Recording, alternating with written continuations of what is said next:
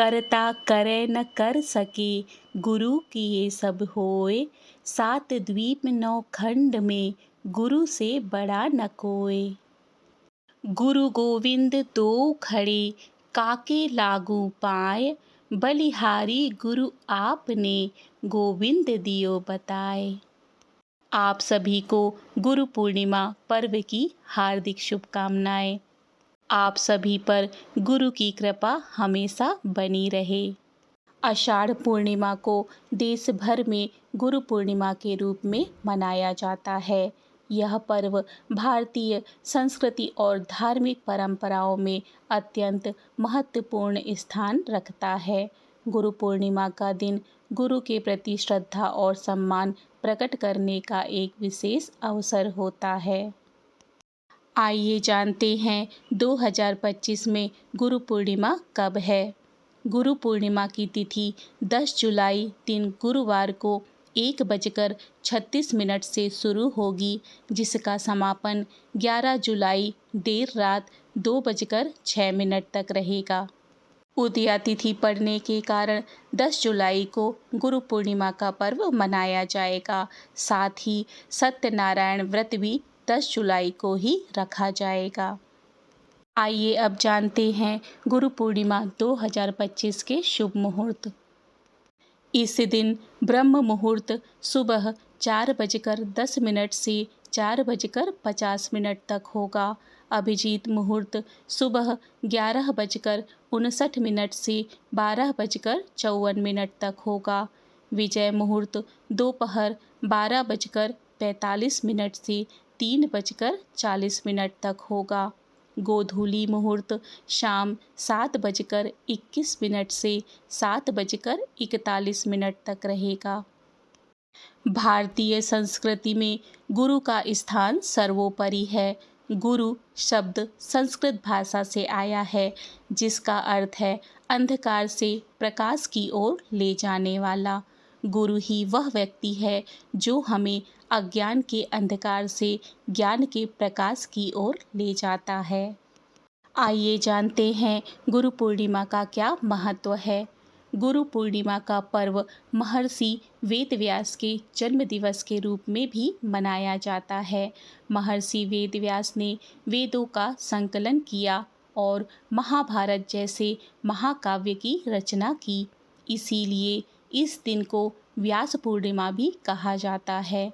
वेदव्यास को प्रथम गुरु के रूप में मान्यता दी जाती है, जिन्होंने ज्ञान को सुव्यवस्थित करके विश्व को उपहार स्वरूप प्रदान किया था। हिंदू धर्म के अतिरिक्त बौद्ध धर्म में भी इस दिन का विशेष महत्व है, क्योंकि इस दिन गौतम बुद्ध ने सारनाथ में अपने 5 शिष्यों को प्रथम उपदेश दिया था, जिसे धर्मचक्र प्रवर्तन के नाम से जाना जाता है। जैन धर्म में भी इस दिन को महत्वपूर्ण माना जाता है, क्योंकि इस दिन ही भगवान महावीर ने अपने प्रथम शिष्य गौतम गणधर को दीक्षा दी थी। आइए जानते हैं हमारी भारतीय संस्कृति में गुरु पूर्णिमा का उत्सव कैसे मनाया जाता है। गुरु पूर्णिमा के दिन शिष्य अपने गुरुओं की पूजा अर्चना करते हैं और उनसे आशीर्वाद प्राप्त करते हैं। इस दिन का आरंभ प्रातःकाल में स्नान और ध्यान से होता है।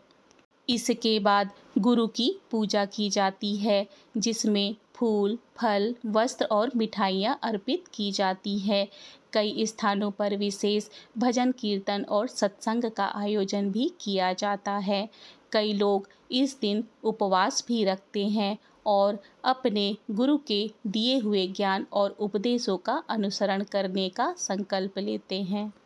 गुरु पूर्णिमा को अपने गुरुदेव के साक्षात दर्शन करने चाहिए और जो पत्र पुष्प हो उनके चरणों में समर्पित करना चाहिए और उनकी आज्ञा के अंतर्गत रहना चाहिए। यही गुरु पूजा है।